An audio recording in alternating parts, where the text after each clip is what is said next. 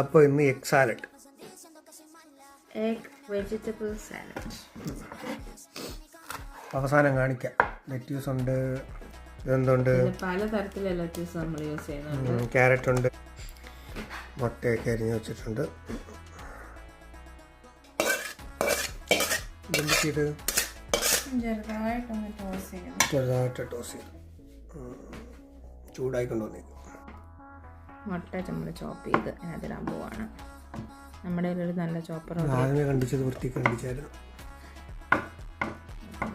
ഈ കണ്ടിപ്പ് എനിക്ക് ഇഷ്ടപ്പെട്ടു.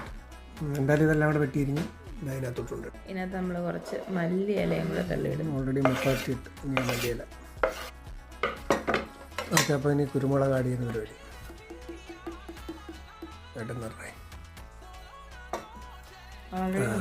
കുരുമുളകിന് നല്ല മണമുണ്ട്, അടിപൊളി. ഇതാണ് നമ്മുടെ എഗ് സാലഡ്.